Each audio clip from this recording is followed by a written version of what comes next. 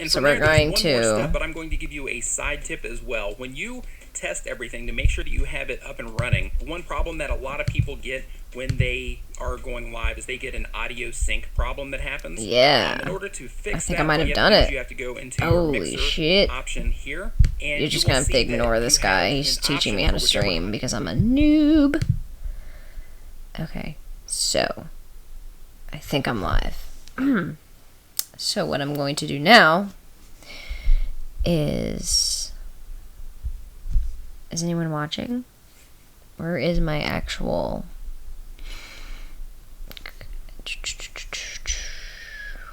Hi everyone, if anyone's watching. No one's watching. Great. It's cool. Whatever. I need to share this stream.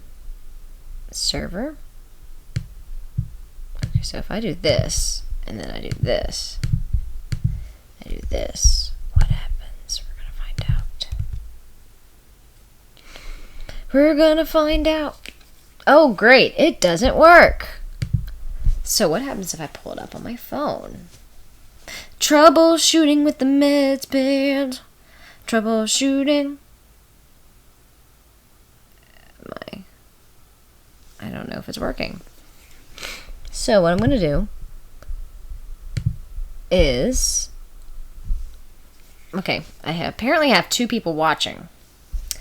So that's cool, but I can't see the chat. Unsupported resolution. You need to change the video resolution. The current is blah blah blah, which is not supported for this configuration. So that is cool. Let me just read to y'all my my streamer key so you can just go ahead and stream on my channel. Okay, so let me see. Yeah. One of these days, I'm going to understand this. So, I would love to know what the 2 people are watching are saying, but I don't, because it doesn't work. And it sucks because, like, the only way I can fuck around with this is to go live. And, yeah, that's horrible. So, please don't leave. We're gonna... Sorry, my face itches. I think I'm having some sort of, like, allergic reaction to something. So, I've been streaming for over 2 minutes. Yeah, sure. Set up encoding software, add stream, go live. How do we get the link? I'm gonna try this. Pull it up on my phone. My channel. Okay, cool. So, what I'm going to do now is I'm going to be ghetto about this. Oh? Okay, so one of these days we're going to do this. No, that's not what I wanted to do. Copy link, and then we're going to go to the Twitter, and I'm going to post a tweet. One of these days, I'm actually good at where I'm professional. So, I'm going to need anybody who's watching this to disregard my previous tweet and go to my current tweet. So, I'm going to go to Twitter. Sorry, forgive me for my face itchies. I don't like this new setup of Twitter. I wish there was a way to go back to the old one. Okay, so I'm just going to do it this ghetto version. And go to youtube.com. And then you're going to hear echoes and shit. Alright, so I think I may have gotten it. Is my audio okay? As soon as the chat pops up. There's 2 watching A. Okay, I can see you, Bill Gray. Hi. How is my audio? The last time I did this, the audio was echoey. So if one of you people could respond in chat, that would be great. So now I will spam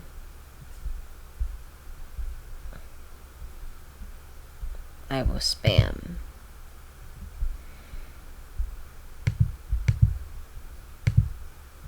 What happens if I... Oh, great. That's cool. Watch me. Alright, I'm gonna check my chat. Watch me, like, finally get this together. Okay, it's fine. Alright, so what am I talking about tonight? Guys, this is my second time. Not second time ever live streaming. Second time streaming using OBS. Oh, look, it's the Egghead Show. I don't like how you can see the little black bars on the side here. What up, Speedy? I'm not speeding. That would be interesting. What? I should do different variations of drugs. What's up, Meds? Not much. Just chilling at home, trying to get more used to this live streaming kind of thing, because I obviously don't do it, but I feel like I could be rambly and be a good streamer if I had, like, topics of interest. So what I need everyone in chat to do is give me something to talk about. And I'm still going to fuck with this a little bit. And also spam it. So I don't know if I should post it on my actual Facebook. Let's see what happens if I do that.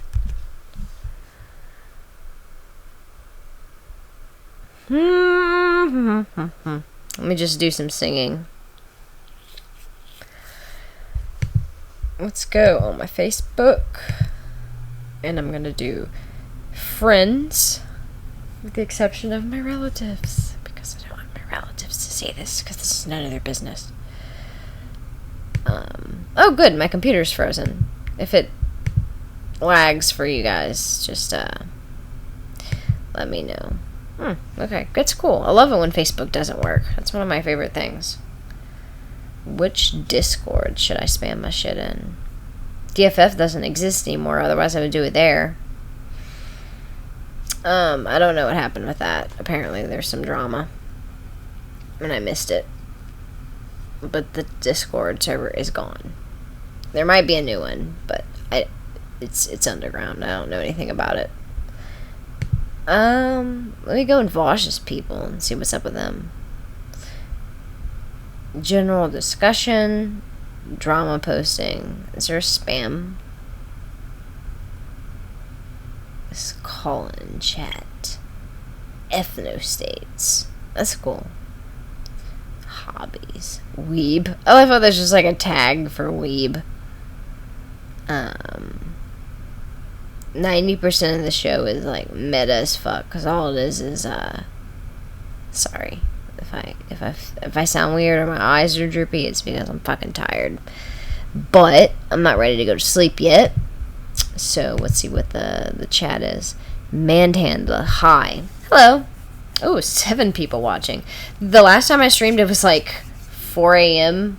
Central Time, which is where I'm located. Stalked myself. I really narrowed it down there by saying that I live in Central Time. Okay, so Egghead typed something. So I thought of something. Since Disney, I thought I said Destiny for a second. Since Disney is in the trend of remaking the Disney Renaissance films, I think that maybe if they might remake the straight-to-DVD VHS sequels, thoughts like Lion King 2. That'd be interesting. People would probably be watching this, and it would be like the first time they ever saw it. I couldn't tell you one damn thing about any of those sequels, and I've seen a lot of them. I know that there's probably almost a sequel to like all of the classics. I briefly remember the sequel to The Lion King, and there was like a Lion of Color, like the dark brown and black gothic looking ones. He was like a young one. He was a baby. That's all I remember from that movie. I'm pretty sure there was a Mulan sequel where they kind of like focused more on the romance of the Asian dude. I don't remember his name. I was gonna say Ping, but I think that's the fake name that Mulan had. What else do I know about? Shit. I think there was a sequel to Little Mermaid. So, if y'all can help me out with this, I need my memory refreshed, because this was in the 90s. I don't think she sews very often. Is this supposed to be stream? I didn't know you streamed. I don't, normally. That's why I don't know what I'm doing. So, where else should I spam this link at? I don't want to, like, get banned. I went into... Let's see, what happens if I go into Vosh? Bot posting. Venting. Safe for work selfies. General discussion. Might get banned, but fuck it. Fuck it. Just gonna post it. They're gonna be like, oh my god, you get one warning. Bam. Oh shit. I need people to entertain me. Come watch. It's an emergency. It's an emergency. See, if I let people know it's an emergency, they'll know how serious it is to come and watch this. I can go into Destiny's Discord. And Destiny does not appear to be live. If he is, it's probably on Twitch. I don't watch Twitch. I really don't. And I'm not paying attention to you right now, chat, but I will pay attention to you soon as I spam the fuck out of this. And get probably banned from several Discord servers because I'm probably violating some sort of rules. I apologize if my voice sounds like shit. Sometimes my vocal cords collapse. It's not accurate. Okay. Spam this right here. Yeah. Yeah, we're moving on up. Okay, so what does Egghead Show say? Scar's adoptive son in Lion King 2. It was based off of Romeo and Juliet, like the original Lion King was based off Hamlet. In my opinion, Lion King 2 is the best of Disney sequels. Look at that. Here from Vosh's server. So somebody actually came over here. I thought for sure I would have been banned. And they'd be like, oh my god, stop spamming. So guys, give me something to talk about. What are we? Same liberal? I am same liberal? Who am I the same liberal of? That's cool. How do you know I'm a liberal? How would you know that? I might be a libertarian. No, I'm not. I'm not a libertarian. Gotta have my daily dose of nicotine. So give me a topic that's like political. I don't want to talk about the Lion King anymore. There's a content shout out channel on the server. Oh, somebody actually did that. I actually don't give myself a label, not because I'm one of those people that like labels are for shoot cams. I don't know where I politically fall. If I am a liberal, I feel like I'm to the left of your typical like run-of-the-mill liberal, but I don't feel comfortable identifying as like a socialist or a communist or like an anarcho whatever because I don't know enough about economics, so I like to admit my ignorance. Because when I watch people, like I watched a Destiny stream semi-recently where he was talking about like Delaney and he was talking about how like Bernie Sanders doesn't understand economics, and I'm sitting here, I'm like, well, I don't really either. I never took any of those courses in college. I did major in sociology, but I've also been out of college for... God, I graduated college in 2013, so I'm a bit rusty. I do work in the field. I'm not going to dox myself, but I work in social services. But I didn't really... Like, in college, I learned more theory than anything else, and I obviously don't use that in my job because I just work in social services. So, yeah. I guess I would be like a soc dem, I guess. Like, if I had to put myself in a box. But, like I said, some liberal. That may be right. I don't know. Like I said, I've taken the political compass test, and I always get, like, kind of, I guess, we're a little bit more authoritarian than Bernie. So, a little bit higher up towards the middle of, like, the lower left section, whatever. So, watch Purgatory and dunk on reactionaries. Well, unfortunately, I would have to say that I don't quite understand how to do that, no BS. Baby steps. Right now, I'm just going to talk to the chat. So, if you find it unentertaining, I apologize. Hey, it's low energy. Hey, buddy. You always come watch my streams, and I appreciate that. So, what y'all thought about them, how you keeping meds? How am I keeping? I'm keeping, I guess. Gatekeeping, is it a good thing? Tell people to like the stream. That will get it recommended for more viewers. Oh, okay. Please like the stream. I don't feel I'm relevant enough to start truly begging for money. Sometimes I'll do that, but like, oh my god, give me money on Patreon. And you know what? At once, somebody actually gave me $50. And I was like, whoa, that's pretty cool. It was only 1 month, and I didn't expect people to stay with it. But, who knows? I am collaborating with some YouTubers in the future, but they have not mentioned anything about it, so I feel like I shouldn't mention who it is. I'll just say, if you can guess who it is, I won't tell you, but you might get a smirk out of me, so you can guess who I will be collaborating with. Who could it possibly be? Keep in mind of my location. That's all I'm going to say. That's the only hint you get. My eyes are drippy as hell. So let's see. Act like you deserve the money and they will send it. I deserve money. But no, honestly, I really do have to get better. I need to... I feel like my videos are mostly just ranting, and a lot of it is just straight opinion. I'm not exactly like, Destiny with all these, studies and all that kind of stuff. I recorded a video recently about open relationships, and I'm in the process of editing that. To give you a little preview of what it's like. Yeah, are you tired? Yeah, I know my eyes look like I'm tired. I am pretty tired, but I'm not trying to go to sleep just yet. My boyfriend's in the other room playing video games, so I was like, I'll stream for a little bit, and then after that, I will probably watch something with him. And this is just a Sonic drink. No alcohol, because that would definitely make me more tired. CJ and Kaiser Scotty. Paul Zigo. Could it be them? Could it be? I don't know. I guess we'll just have to wait and see. So, before I went off in several tangents, my newest video is about open relationships, and I'm talking about the reason why I am not in one, and I would never be in one. Or, I don't want to say never, but it's highly unlikely for me to ever be in one.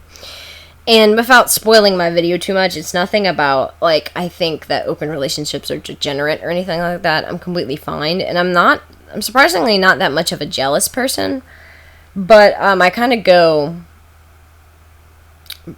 I explain why I don't like casual dating, and my reasons why. Ooh. That drink definitely made me feel like I had to burp. Just because I'm boring, and I'm one of those people, and I know this isn't that revolutionary, but I'm one of those people that has, like, a small circle of friends. I have, like, 3 or 4 friends, and I've been friends with those people since I was a teenager.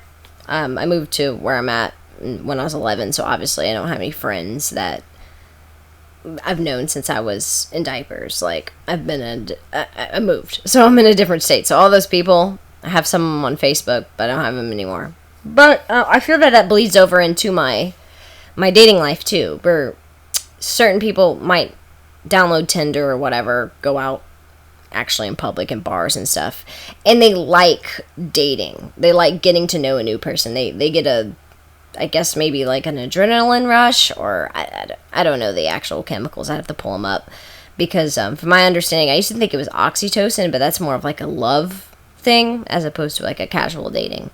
God, my freaking head. What was I saying? Oh, I still have 12 people watching. Games you love. Yep, that's it. It's definitely games you love. You got it all figured out. Congrats, chat. You figured it out. But, tangent back to the dating thing. Certain people, they like that thrill of, like, going out and getting to know someone, and I definitely don't like that. I like my comfort zones, and to have a partner, but still electively choosing to date, though I can see how it can be appealing to some people, I'm personally not like that. Because, like I said, I'd rather hang out with the people I'm comfortable with, so why would I want to have to go through the process of dating? Like I said, go on Tinder, or like I said, go to a bar, go to a party, and you have to put your personality on mild and that like kind of get to know you bullshit. And that's just not my idea of like good social interaction. I would way rather come home to a significant other that I'm comfortable with, that knows me inside and out, and just be with that one person. Because, like I said, like, comfort zone issues. So, to me, one of the worst things about being single is, besides just, like, not having that person and not having someone who, like, loves you unconditionally. But, like I said, if you do go out on a date, or if you go out into a certain situation that may lead to, like, romantic interactions or sex, you have to do that courting bullshit. So, really, courting is the word. I hate courting. And if I go into too much more detail in this topic, I really will kind of like cancel out the purpose of making the video altogether. So, I need to ask sooner without being too pushy. I like talking to people online enough to ask them out, but at that point we tend to friend zone each other. Well, that sucks. Here's some advice for men, which I don't know if it applies across the board, because obviously I cannot collectively speak for all women. But for guys that are worried about being friend zoned, here's what I think. I think there is a happy medium between hitting on someone and being their friend. I think it's important to establish that you want to go out on an actual date. So, hypothetically, if you're... let's not use Tinder, because obviously you know your intentions there. It's either sex or a relationship. But say you're talking to some chick and she's local. I'm going to assume that you're straight. I'm a bad person because of that heteronormativity. So you want to make it known at some point that you would like to go out on a date. So you're talking to a chick, y'all talking about, I don't know, say it's school or something. And at some point, you'll be like, hey, you know, are you free on this day? You know, it's Tuesday, and you're like, hey, you know, I've got all this stuff going on with school, but looks like Friday I don't have any tests or assignments due, so I'll be free Thursday night. I was wanting to know if you'd like to go grab some coffee with me. Would you like to go to a movie? Like, ask them out. I know it sounds really simple, but if you set up the scenario where there is undeniably, like, you're asking for a date, then that will force them to either reject you or accept you. But if you just continue on being this buddy and, you know, just talking about things like that, that's when you may get to the point where you're friend zoned. But like I said, there's always a happy medium with everything, because you don't want to go completely over the top and be unnecessarily sexual when, you know, where that would be inappropriate. Because there's nothing worse... well, that's kind of an exaggeration. Let's just say it's awkward for me, where if I'm talking to a guy, you know, I'm kind of a tomboy. I think it's very apparent. I have a lot of platonic interactions with men. And, hold on a second. This is... oh, okay. Somebody mentioned me in a Facebook post. I know you're like, oh my god, finish what you're saying. Don't go on a tangent yet. I have a lot of platonic relationships with guys. And there's nothing worse to me, just in casual conversation, is when you're having a platonic conversation and then it suddenly becomes romantic or sexual without... I don't want to say consent, because that's the wrong word, but like without my equal understanding that this is what this is going to be, just like a platonic, non-sexual relationship. Like if they just, you know, you're talking to them about the weather or politics or whatever, and they just bam, like, you want to play with my balls and my dick. I don't think guys say that specific. Any warning? What are we any warning about? Be assertive and confident, and don't take no shit. Have an abundance mentally, Lev. Oh yeah, I wonder if Roosh V is still making stuff. I did see that he posted some sort of weird status about why women shouldn't wear pants, because apparently it like shows off their ass or something. So Sometimes I feel like he is just a giant troll. Or maybe I do that because I don't want to think that he's not. I don't know. But, yeah, Rooster's garbage. Don't take any of his advice. I mean, apparently he gets laid like crazy, so maybe do take his advice, but I would say no. I think that, you should treat women like people, and, like, if you're interested in them, you should just make that known. But that's really important, like I said, you want to make it known so that there's no confusion. Because, like I said, I was saying earlier before I went off on a random tangent number 78 in my 10 minutes of streaming, if you make it known, or like if you specifically ask them for a date, it should clear up the confusion. Because a lot of guys who get friend zoned complain that they're in the friend zone because they don't value the platonic relationship and they want it to either be sexual or romantic. So I would say, like, are you truly friend zoned at that point because you're not really friends with this person if you don't enjoy their platonic company? I don't know. But make your intentions known. Like I said, if you kind of leave it vague and you just talk to them about their day and you talk to them about their problems and you never get around to it, that's when you're going to get friend zoned the most. Because at most, if you're respectful, I think most women, if they're approached in a respectful, non-sexualized manner, they're probably going to be kind of nice, even if they reject you.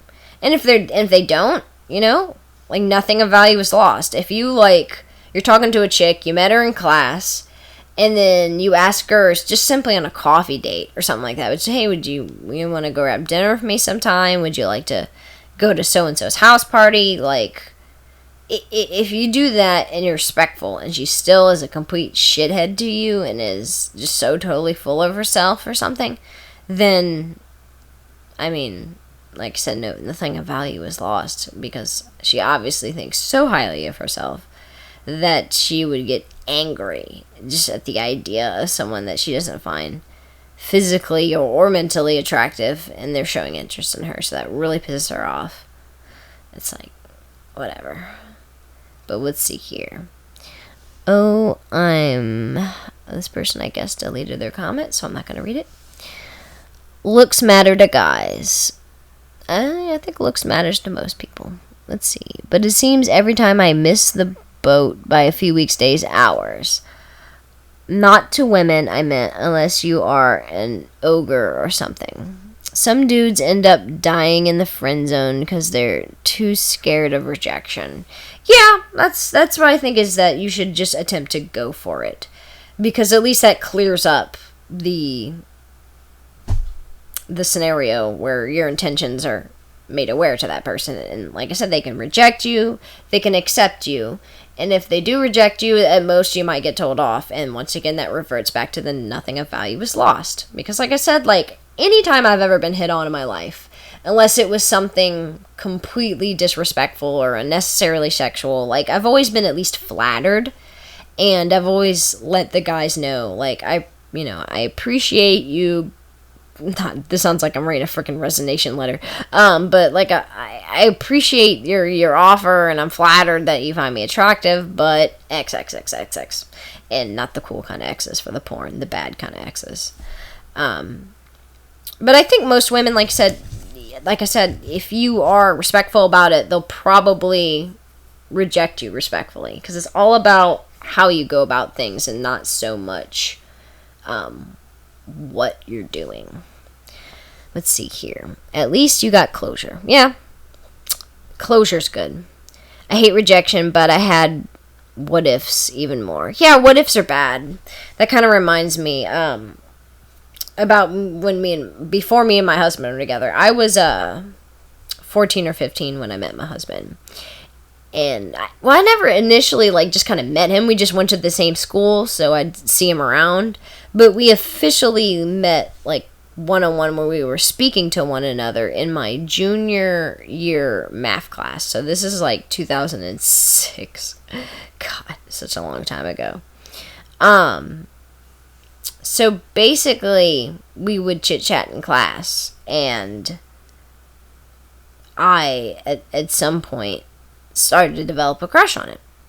So instead of doing what I should have done and just invited him to something, or something like that, I continued to do the friend zone thing. But he didn't show much interest in me, because all the signs they tell you to look out for, they oh shit, I lost my train of thought because I heard something. Fuck. All the thoughts that... help me, chat. Help me. Fuck flirts. Another said she didn't think we would ever meet. Okay, how far away are these people, low energy? Are these people, like, in Discord servers from all over the planet? I promise I'll go back to the story about my husband as soon as I can remember exactly. He wasn't showing me the typical signs of someone interested. Like, he wasn't... We would sit next to each other in math class and we would talk to each other, but he never made the offer to extend our relationship outside of that math class. So instead of me taking the initiative and asking him out or telling him that I think he's cute, because I'm not much of a flirt, you can tell by just how my personality is. Like, this is kind of just how I am, and most of the time I like pick on you a bit and like smile and... oh my god, what is that noise? My house is making weird noises. I was never really much of a flirt, so I just assumed that he was not interested in me in that sense, because he never made the offer to, like I said, bring it outside of class. The most that I did is, I remember once there was a... well, it wasn't really a party, but me and my best friend were trying to set something up and have, like, something close to a party, which never really succeeded because we weren't that popular. So, she was having a thing at her house, and I was just like, hey, Dante, we have this thing going on this weekend, and my friend wanted me to invite you. Like, are you free?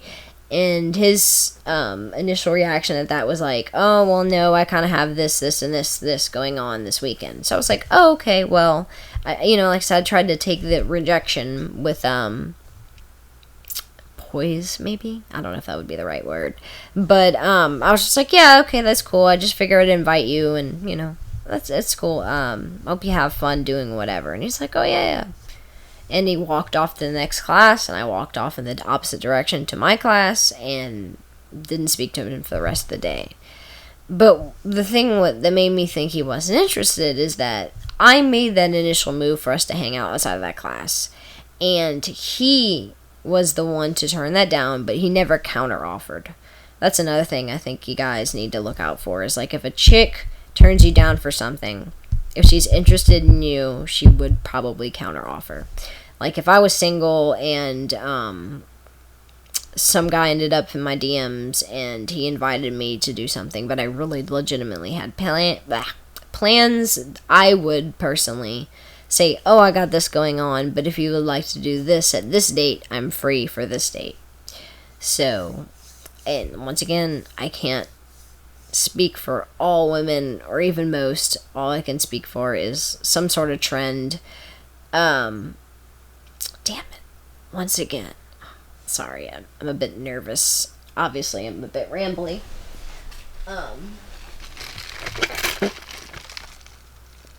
I'm glad to hear you aren't. What am I not? The insults haven't got me yet. That's good. Who said I'm giving up? Oh, I don't know. I think most women aren't even aware of what they actually want in a dude. I mean, it's obvious. I think, I mean, I can't say most women. Once again, I'm not even going to say that. I think there are a lot of people out there that do know what they want. For example, after I was widowed, after Dante died, obviously I took some time off to mourn. Wasn't going to immediately jump back into a relationship, but when it was time, or when I felt more comfortable and like kind of out of my depression a bit, and I started to make dating profiles, I was very straight and to the point. I was like, I am not a friends with benefits or one night stand type of person. If you're not open to something that has the potential to be lifelong, then don't waste both of our times. And I think most women, or a good portion of women, are the same way. They may not communicate it in the same way, but I think they know at least they have some sort of idea of what they want. Whether, like I said, whether they can communicate that, that's a completely different story. But, you know, and obviously younger women, teenagers, young adults are going to be a bit more difficult than probably a woman that's 37 years old. I would think so. I promise I'm gonna get better at this, so it's not just a bunch of like tangent after tangent. Let's see what Cynic is saying. Kay, that low energy, she doesn't deserve your time. Wait, why not? Let's see. I actually might be meeting the same girl again next year on my US road trip. Won't be a date though. Won't be fooled again. There's truth in that, especially when you're young. Yeah, I mean, there's obviously some people who don't know what they want. I'm not saying everyone does, but I feel like there's a good portion of people that do know what they want.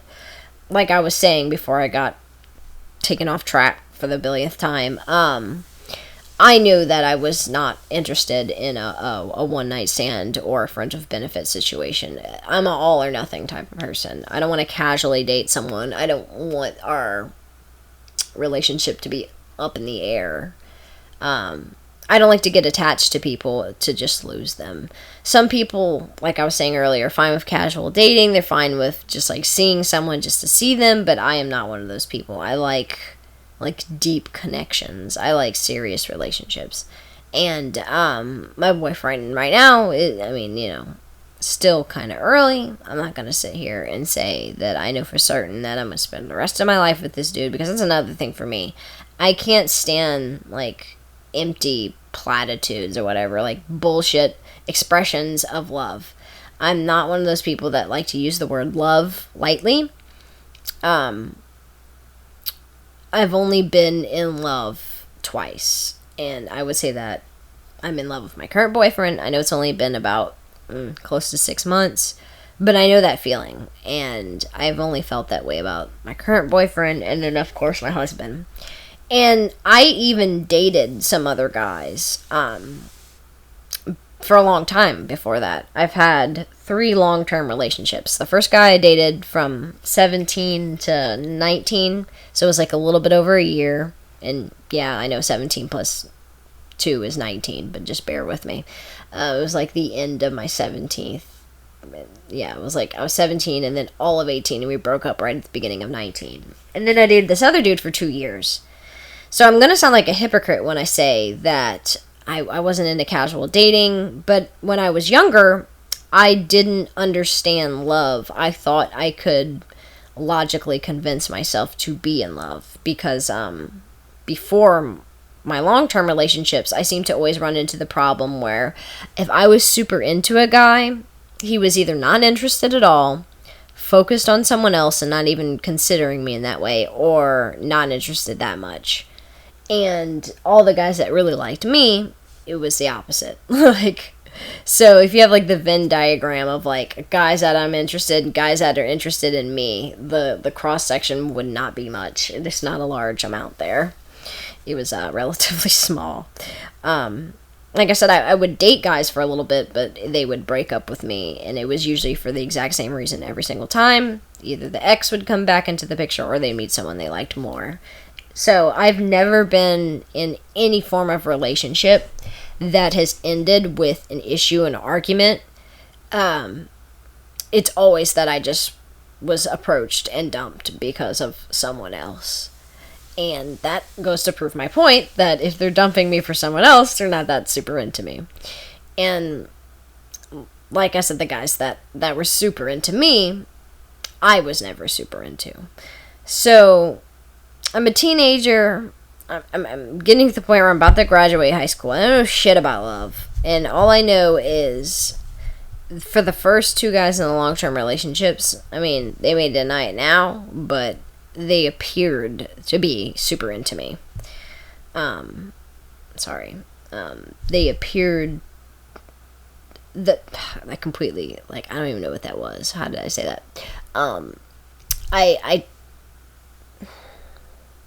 Wording. I I wanted to convince myself that I was super into them. And I thought if I, like, trained my brain, I could. I would always try to, like, rationalize the relationship. And be like, oh, well, they're good looking. They have this in common with me. They have that in common with me.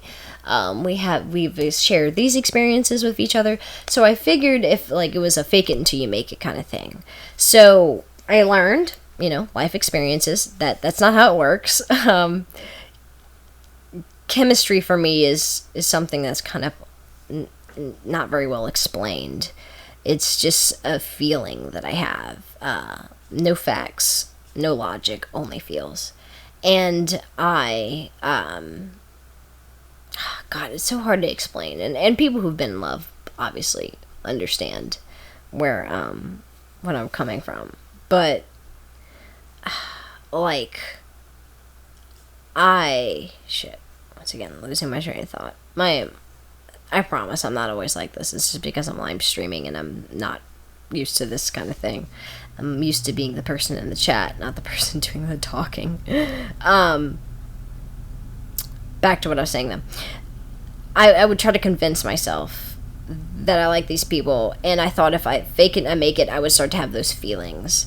And when I talk about the feelings, I'm talking about the unexplainable, like, magnetic, like, attraction I had to certain guys. And when my two exes, we'll say B and C, because that's what their names started off with, they showed interest in me, they were super into me, they were fixating on me, and I wanted to return that favor, but it was difficult for me too, because I honestly I didn't have feelings for these guys. Like, it was all bullshit. And I've had feelings for two guys. Like I said, my husband passed away, and my current boyfriend. And I know it sounds like a cliche, because, of course, everyone's probably going to say, oh, I love my significant other so much. But I really do care about him. And it honestly, I'm kind of surprised, because I didn't think that I would meet someone so fast after my husband died. I thought there would be a lot of trial and error. I thought there would be a lot more people on both sides of the Venn diagram. I'd meet a dude, I'd be super into him, but the ex would come back, or he doesn't like this about me. And then I thought there would be the people on the other side, that did that. And I just happened to luck out, knock on wood. And so far, things are going good. Like I said, I'm only about 6 months in, so I don't like to get too ahead of myself. I try to be as realistic as possible. Like, if he were to, like, propose or something, which he won't, but if he were to, I would be kind of, as much as I feel like I am in love with him, and I'm not denying that I am, I feel like there should still be some more time, because being with someone long term like that is, obviously is what's the word I'm looking for? I think you know what I was gonna say. So before I go off into too many more tangents, I'm losing viewers. Oh, everybody's stopping watching. It's probably because of the tangents. One more person is. I'm glad you found someone. It's a shame you had to go through the heartbreak, but it is great you have someone to be there. Yeah, I'm happy with him. He suffers from a little depression and stuff, so I would say that's our biggest our biggest barrier in a relationship is I have a hard time differentiating, like, his normal depression from, like, being upset with me. And he isn't always 100% open with how he's feeling. He tends to, like, kind of shut down when he's depressed and stuff, so it's hard for me to know if I did something to upset him or if he's just not happy with the relationship versus being upset because of his depression. So, let's see here. I love Rice Krispie treats. That's it. That's cool. I'm glad you love Rice Krispie treats. You don't love anything else? Like, you don't love, like, milk or something? Even saying the word Rice Krispie treat made me thirsty. So, you guys, I'm gonna ask for a small favor. Can you share the stream on Twitter? Or, like I said, you can do the thing where you like it. And I do have 10 likes. Nope, just Krispies. That's it. I mean, that's kind of sad, dude. Like, I feel like there's other things to life besides Rice Krispie treats. I mean, YouTube's good. You can eat YouTube. Let's see. I'm going to share this on my Facebook. Stay on this page. I am friends except family members. Making sure family members are not popping up. I am going to also erase a few people I work with because they don't need to know about this. I am a dick. Take her off. God, you guys are gonna stop watching. I got those people. Ooh, I know another chick. I don't want this person I work with. Take them off. Do changes. Double check and make sure. Gotta make sure my mom doesn't see this. Yes, I'm almost 30 years old, and my mom does not know about my YouTube channel, but my mom is a very big conservative. And my dad's not in the picture, and I have no siblings. So I feel with my mother, it's just best to avoid politics because she's very, very much so set in her ways. Unfortunately, she is a big Trump person, but even worse, before she was a Trump person, she was a Ted Cruz person. So that should give you an idea of the type of person my mother is politically, which I love my mom, but yeah, I don't love that about her. And I try to avoid politics like the plague because it never ends up somewhere. And my freaking cousin... which I'm not even a freaking Bernie bro. I'm really not. I said that I would vote for Bernie Sanders if he were to win. I would actually leave my house and vote for him. But I'm not a huge Bernie bro like some people. And I told my cousin this, and I was like, do not tell my mom, because I don't feel like having a political argument. And sure enough, when I go for Mother's Day, the first thing out of her mouth is, cousin says that you are a Bernie supporter. Please tell me that's not true. And I was like, God.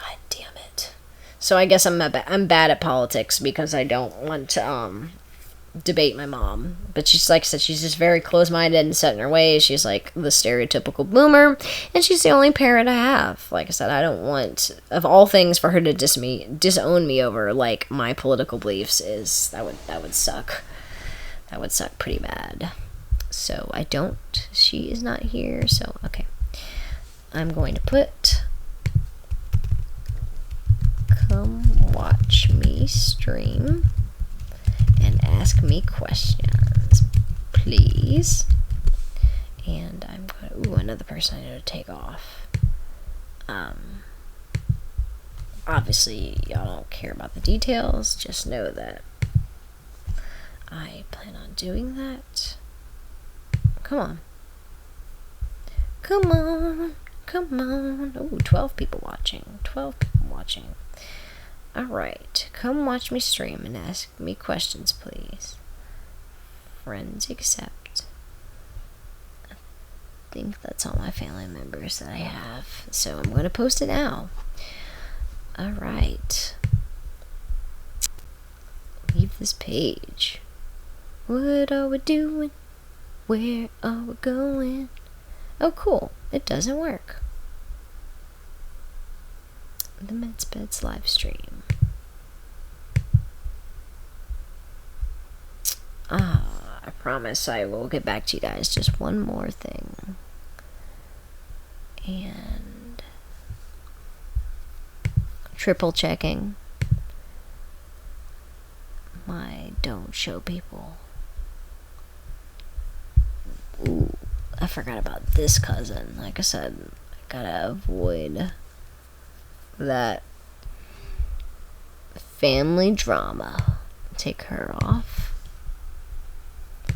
Oh god, my fucking face itches. Like, I don't know if it's allergies or what. Good point, Lev. I totes agree. You shouldn't try to hide who you are and what you believe. Her response would be on her, not you. And if she went and disowned you, it would be her fall. Is it falling or failing? Oh, failing in... God, and my eyes are all watery too. And not yours. The Democrats are such a train wreck at this point. I'm surprised they are even trying to run a candidate. Well, they gotta run a candidate. But look, I understand your insight, and it might make me some sort of like weak-willed person, or maybe I have some sort of issues because I want to avoid confrontation.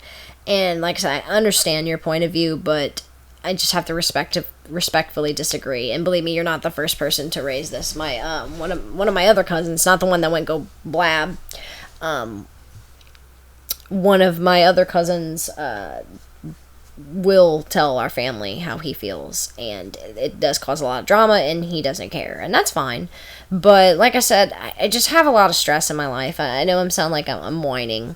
But like I said, I don't have a big family. I don't have any siblings. And a lot of my friends, though I have friends, I'm not super close with them a lot anymore, because a lot of them like got married and had kids, and you just don't see each other anymore.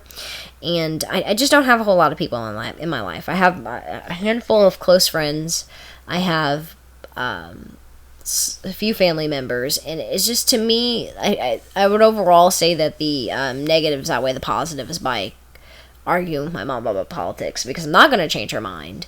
And I don't totally claim to be like some sort of conservative in front of her. I've talked about certain issues, and she knows that I'm left-leaning to a certain extent, but I don't think she knows, like I said, everything about it. And I don't plan on it, because to me, it's just, I guess she's my mom. She helps me out with things on occasion, and I just don't want to burn that bridge over politics, especially because I know that there's no chance of her changing her mind.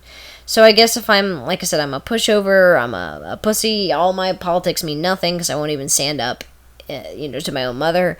But that's just something that I'm going to continuously stay, I'm not budging on this. I'm almost 30 years old, and I've been doing this for going on 15 years now, and I don't ever see myself changing. Now, if she were to come across this channel, or just something else where she knows how I view things, then that's just, like, if it happens, it happens. But I'm going to try to preserve the relationship because, reasons. Like I said, I only have one mom, and I would hate to lose her over politics. So let's read a little bit more in the chat. Hey, how's it going, MedsPeds? I'm Irish, so I can't vote, but I would vote for Bernie without question. It's going pretty good. Just chilling. Just trying out another live stream. Rambling a lot, because I guess I'm not comfortable with the format yet, so I don't necessarily, obviously I don't stay on topic all the time, but I'll get better with time. I feel confident about that. How do you know there's no way she'll change her mind? That's close-minded thinking. It's hard to say. My mom has been heavily into politics since before I was born. And she's the type of person where if you make a point, let's come up with an example. Talking about, I don't know. Like if I were to say like Trump is corrupt and he's a liar or something like that. Anytime you say something, any sort of opposition, if it doesn't fit with her narrative, it's a liberal lie. So it's not true. Or she'll dismiss my opinion and say I'm young and I don't understand this. So when I talk about like Medicare for all, she would just say things like, well, nothing's free. And I was like, I understand that. It's not free. It would come from tax dollars. It would, you cut the military budget. You tax Wall Street, insert typical talking points here. And she doesn't even want to hear you. Like, there's like a mental block. So, I'm not saying this to be a douchebag, but I feel that to suggest that by saying my mom is closed-minded, I don't think that's closed-minded because I feel like I know her very well. Like, I lived with her throughout all my childhood and through some of my adult years. Like, I feel like I know her pretty well, and I feel like it's okay to dismiss her as just kind of a boomer that's set in her ways. And I don't want to say that's okay because it's not okay. Obviously, as a left-leaning person, I don't think it's okay that there's people who are right-leaning, but like I said, I make an exception for that relationship because of her being my mother. So, yeah. So she has the she made a good point, la la la la la state, huh? Yeah, I mean, like I said, if it doesn't fit with her narrative, it's just a lie. It's just not factual. It's just, liberals and Democrats and socialists and, anyone that's not a conservative or Republican, they're all dishonest and they're all corrupt and they all lie. And that's basically all there is to it. It doesn't matter what you show. Like, if I were to, hypothetically, if we were talking about, like, climate change or something, and I showed her some studies, then she would say that it's, they're being paid off. And the reason why they're saying that is, because they're lying liberals and they're taking money. Like, she won't even hear it. So that's why I say just try to avoid the topic at all times. Oh, I'm so itchy. These freaking allergies are bothering the crap out of me. By the way, I have been on Plenty of Fish, putting myself out there, and after talking to you, Meds, so thanks for reminding me to actually try now and again. Yeah, that's to go back to the dating thing, to revert back to that topic. I think that's important. I bring up my cousins a lot, but my cousin dated this disgustingly, like, trashy meth head chick, and I remember this is back in, like, January, and he was saying, because we were talking about the love thing. And I just kind of posed the question to him. I was like, look, like, if you were to go to the mall tomorrow and you were to meet, insert your type here, and she was showing interest in me, would you break up with your current girlfriend or end things with your current girlfriend for the chance of this working out with this new person? And he was like, yeah, I would in a heartbeat. He's like, I used to not, but after insert drama here, where she proved to be a fucking annoying meth head bitch,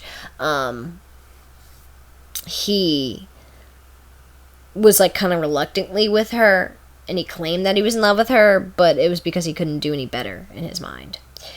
And I posed that question. This hypothetical good person would just pop up in the mall or something. I was like, would you take the offer up? And he was like, yeah, I would. So I was like, well, then I don't think you're in love with your girlfriend, because you would obviously drop her, like a frickin' insert reference here, or analogy, my bad. But, that's not love, that's settling. You're just with her because there's no one better. And then I suggested to him that he set up a Tinder or a OkCupid profile and continue to look, because he was saying another thing is he was a single dad and he kind of goes to work, he goes home, he hangs out with his kids, he doesn't meet a lot of people.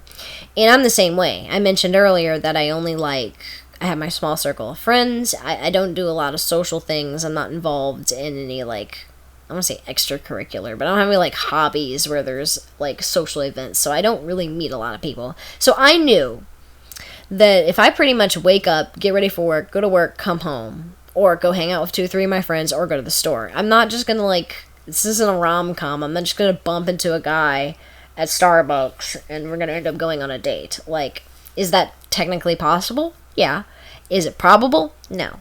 So, I've heard horror stories about Tinder, and I realized that OkCupid wasn't that popular, but I was like, the only way I'm gonna meet someone, or the most likely way of me meeting someone, is to create a dating profile. And I hate the idea of that too, like, because I'm not a hardcore romantic, but I am a romantic at a certain point. And what way to, like, completely erase all forms of romance other than to, like, create a profile and message people? Like, it's so unromantic, in my opinion. But, like I said, I don't live in a big town. I don't have a lot of options. I accepted the reality and realized it wasn't ideal and worked with what I got. And so far, like I said, it paid off for me. I didn't have this cute, amazing love story about how me and my boyfriend met. Like, I literally, like, met him on Tinder. And I nexted a lot of guys. I really do. But when I saw him, I don't know, like, I was, like, immediately, like, I remember him kind of sticking out. I was like, oh, he's got long hair. He had some pictures of his, like, his dog, so I was like, oh, he's an animal person. I just kind of had that natural, like, oh, okay. And I accepted him, and I believe he messaged me first. So, like I said, it wasn't like this cliche, like, or not cliche, not this like super romantic kind of like situation where everything like fell into place, kind of like how it did with my husband when he was alive, just in case anybody realizes that, to cover, like, to stop the confusion. Husband, boyfriend, two different people. Yeah, we didn't have this cute little romance thing, but, you know, we met, and things worked out so far. Knock on wood. So, you know, you deal with what life gives you. So, I guess, so, what was that, Cynic that said that, or Low Energy M? I'm not paying that close attention. Yeah, you guys definitely, gotta at least try with the dating websites and things like that. So, let's do a quick check. Ooh, I see another friend I should have hid this from. You can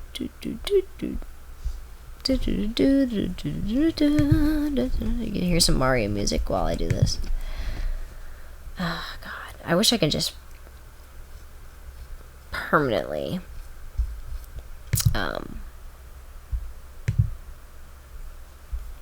like certain people to block.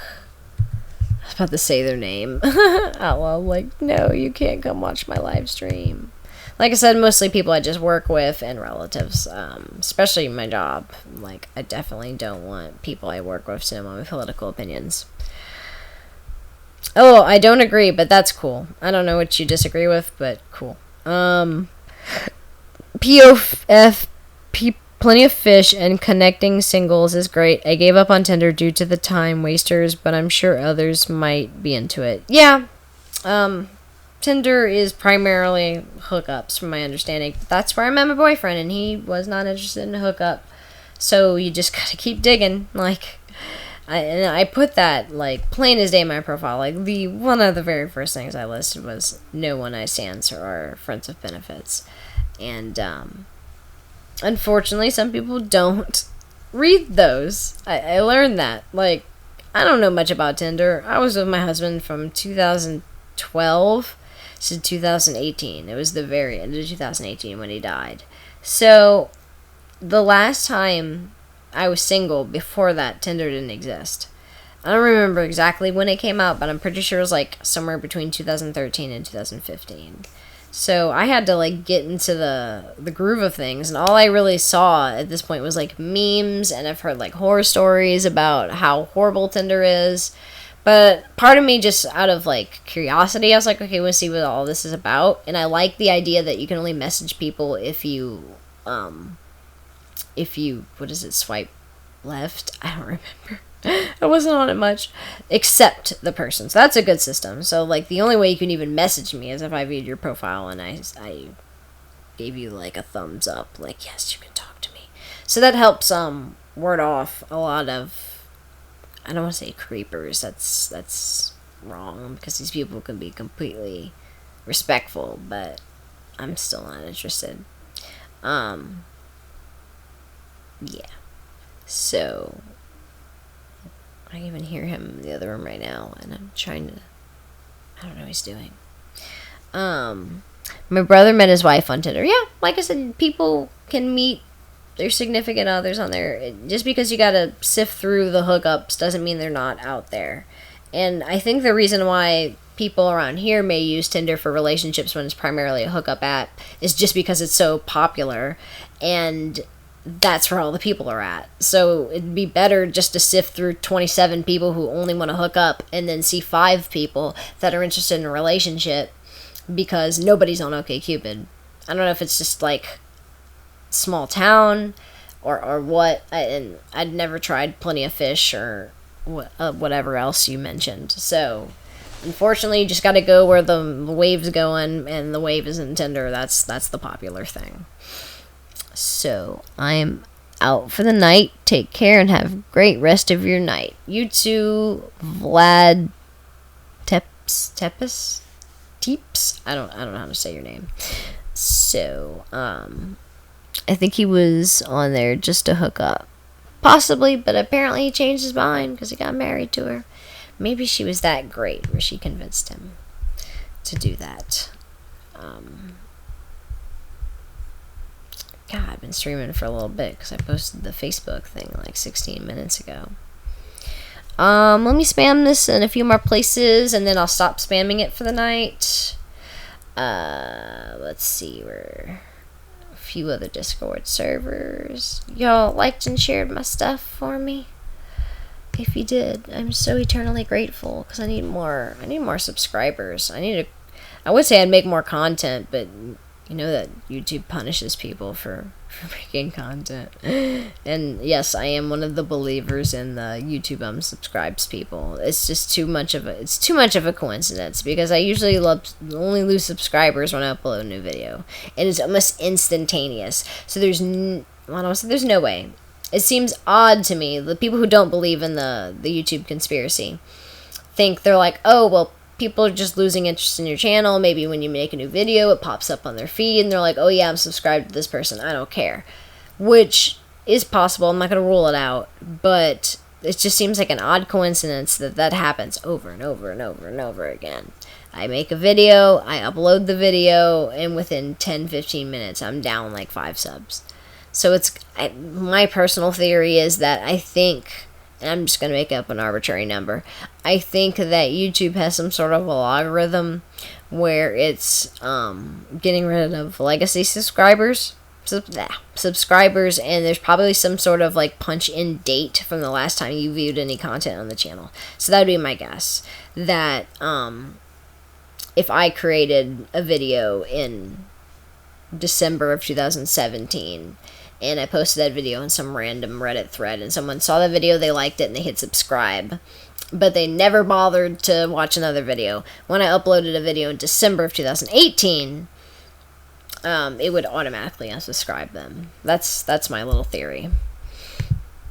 Let's see here. I think he was out there just call him Count Dracula. That's who Vlad Tepes is. I'll share you on my Discord. Oh, thank you. Yes. Anyone, if you can share this, I would appreciate that. Hit this vape. So what else are we going to talk about? You see that I'm rambling, and my mouth is dry as hell. So we sticking to dating? Any more dating questions? Should we go back to politics? That's like my 2 things I talk about most of the time. Any stories? Any questions? Ask me some questions. How about that?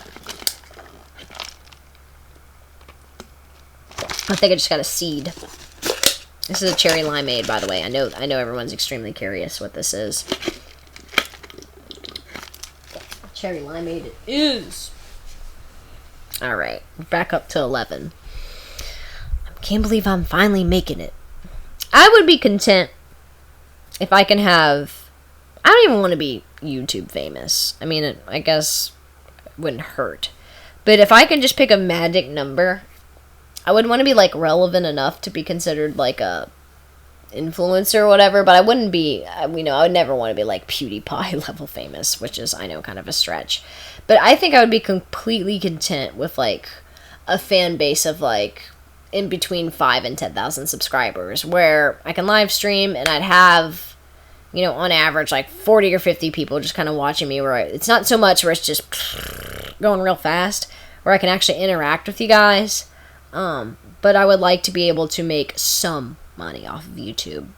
If I had, like, in between 5 and 10,000 subscribers, say I had, like, maybe 200 or 300 patrons, and they're all pledging, in between $1 to $10, and I was able to make, like, I say ideally, of course, ideally I'd want to make, hundreds of thousands. But if I could make a realistic goal would be, like, if I can make in between $500 to maybe $1,500 a month, where I was able to just simply have a part-time job, and, 500 is kind of low. Okay, let's just say in between $1,000 and $2,000. If I was able to pull that in, maybe that I would need more subscribers for that. If I was able to pull in between like $1,000 and $2,000, then I'd be able to work a part-time job, make ends meet, still kind of maintain the same living that I'm living now, and I would be content with that.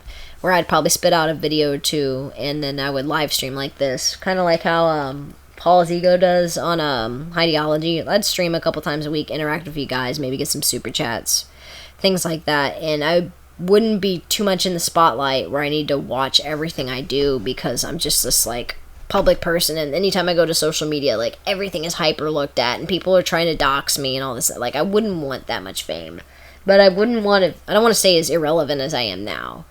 Well, that's why I say like in between like 5 and 10,000 people. That's a decent chunk of people, but that's barely relevant still in YouTube world, where I'd have a small cute little fan base, have my little Discord server. Like I said, maybe do some Patreon content, do like hangouts, Discord chats, like things like that. I'd be completely content with that. And I think too popular would probably be anything over like 250,000. Like at that point, I would just feel pressure, and I would just feel like I have all these people looking at me. And anytime you're like an influencer, people like put you on this pedestal, and I wouldn't want to be super famous like that. I would want a smaller fan base that was almost like a little community, or not necessarily where there's a bunch of like Discord drama, but like people would interact with one another. Like I think it would be pretty cool if I had like 2 fans and they ended up meeting and they ended up having like a thing for whenever. I'm like, oh, I created a romance. That's sweet. But let's see. I'm just happy when anyone gives me money. It's super amazing that people help out that way. Yeah, you know, I've only been donated money a few times. I've had a couple patrons, and it was all at different times. I only get like 1 or 2 at a time, and they would usually like pledge like $1 or $5. I had that one person give me 50 once, and I was super appreciative of that because like I said, as a very small content creator, just knowing that someone gave me like $50 just because I do this was really cool, in my opinion. I really enjoyed that. I don't know men lately. I feel YouTube is getting... I don't know men lately. I don't know if you meant to say it that way. YouTube is getting boring. I met you through your child-free videos and immediately felt identified. I enjoy your honesty and your bitterness. Oh, thank you. I'm glad that someone enjoys my bitterness. And I feel like that's an untapped market. I mean, I guess it's like, what do they call it? R/not golfing. But I feel like the whole child-free thing isn't really something that's talked about a lot on YouTube. And though it's like, it's the act of not doing something, I mean, that's kind of what atheism is. I mean, maybe it's apples and oranges, but I feel that there's a lot of content to be made about the whole concept of child-freeness, especially as a woman. Insert identity politics here, but I feel like I can go off on that subject for hours just because I do live in a small town. I was married. I own a house, and as someone who's almost 30 years old, and I must admit now I'm widowed, that has died down a lot, thankfully, and no one has bingoed me with my new boyfriend yet, because I think most people realize it's probably too early to start trying for a baby, even if I wanted kids. But I feel like it's an interesting topic, and I can go on and on about it. Different bingos, different societal expectations. It's just an interesting concept.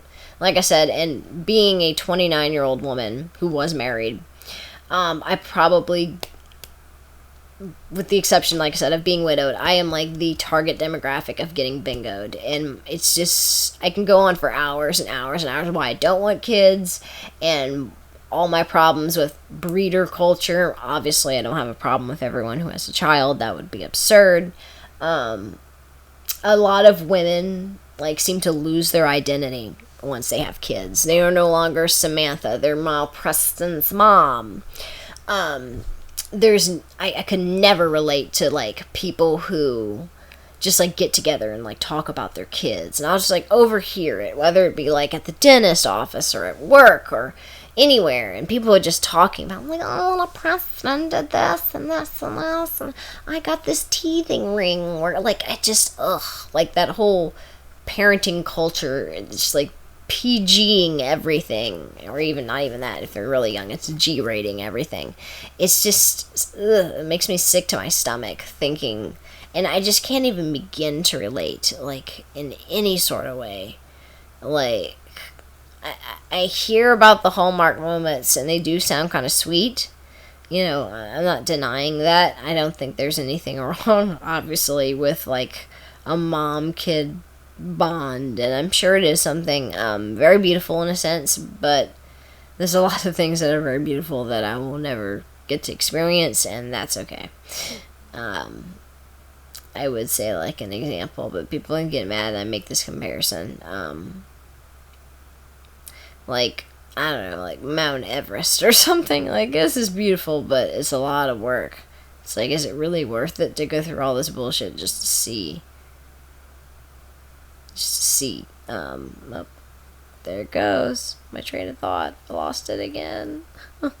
Oh no. Somebody remind me. What was I just saying? Oh, I like your views on religion or feminism or whatever, but I also really just enjoy your slice of life moments of these streams. Oh, thank you. Yeah, like I said, I'm quite a rambler. Obviously, I have a really bad habit of losing my train of thought mid fucking sentence. But I don't really talk about religion a whole lot. I'm still an atheist, but I kind of like went through that phase where I talk about atheism, and that was probably like 2006 through like 2010 or 2011. And then I went through my anti-SJW phase too, which I still kind of hold on to some of those beliefs. But I kind of don't like what the community has become. I feel like, for the most part, it's kind of been overtaken by, like, right-wingers. And that doesn't like, resonate with me at all. Just some of these creators, like your Saurians and your Dankula and all these people, just, ugh, like, I don't want anything to do with their subculture or whatever. I don't know. Like I said, it started off fun, and I don't know if it was Thunderfoot or if it was TJ or somebody, but if you go back far enough, I think this is pre-Gamergate, one of the biggest criticisms of, like, modern day feminism or social justice warriors kind of started with the Atheism Plus, and this is supposed to be a community of people where they discuss atheism and kind of combat creationism and things like that. And it was always there's no specific beliefs that go along with atheists, but obviously a lot of these people are kind of left leaning, and kind of like it was almost like the style of like the dirtbag left. Then enter Atheism Plus, where they have this big long list of things you're allowed to say, purity tests, all this, all that, and it was kind of dogmatic. Not exactly like religion, because the dogmatic bullshit of religion is just based off of this old book with scribblings, and a lot of it's pretty hateful, like all the homophobia and stuff like that. And I think that social justice warriors, feminism, whatever,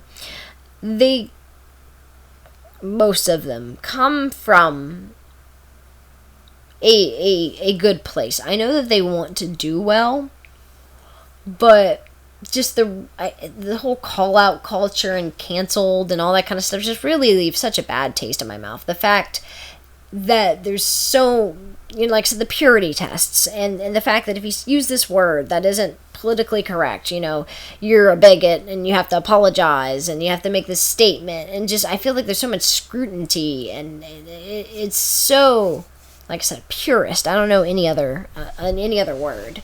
And that immediately left a bad taste in my mouth. Where I'm not one of these people that tries to be edgy and offensive just for the sake of it. Especially if you look at your 4chans where you just go spit out a bunch of slurs. And it's like, lol, jokes, lol, Jews, lol. Like, there's more nuance to it than that. But,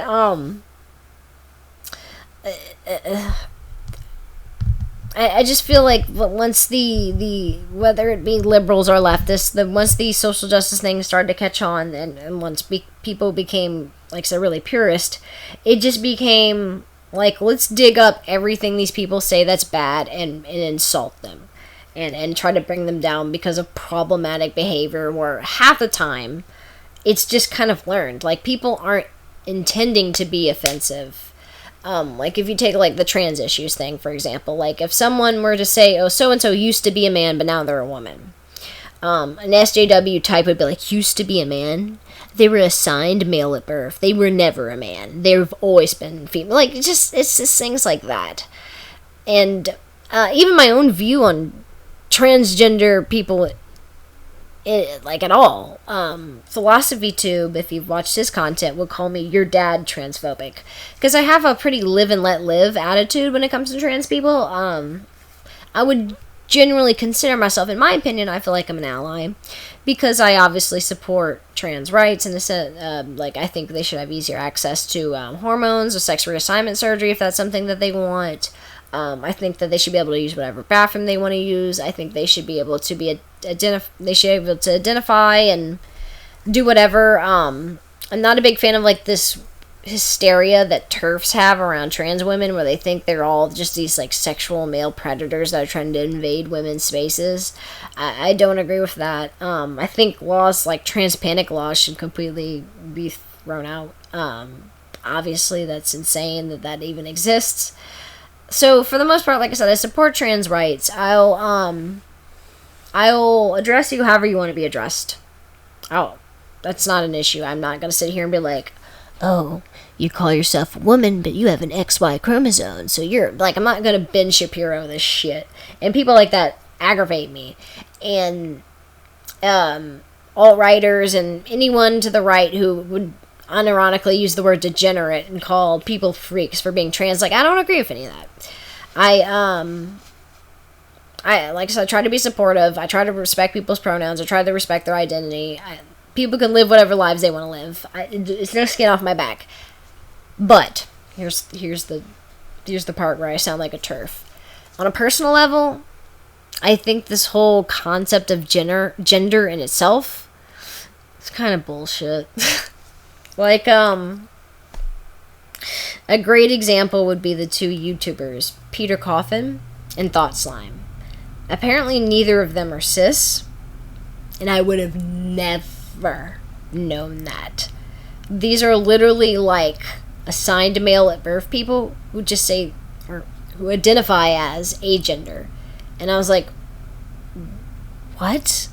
Like, I'm not saying that they're like this, but I can't help but feel, not facts, feel that they are literally clinging on to this identity so they can claim to be a part of this club. They don't seem to have any form of dysphoria or anything like that, and they are agender because they declare to be. I remember Destiny, or was it Vosh? I think it might have been Vosh, where he got into it with Thought Slime, and Thought Slime said something about, it's like, I really don't care about what a cis person has to say about my identity or whatever. It's like, or the concept of transness or something like that. And that's the kind of shit where I'm just like I can't help but roll my eyes. I'll still respect their pronouns. I will still defend their right to identify however they want to. But on a personal level, I don't buy into the idea of like this like fluid trans identity. Like it's just kind of wacky to me. Like, if you have dysphoria, I don't want to say that's fine, but like, whatever, I don't take an issue with that.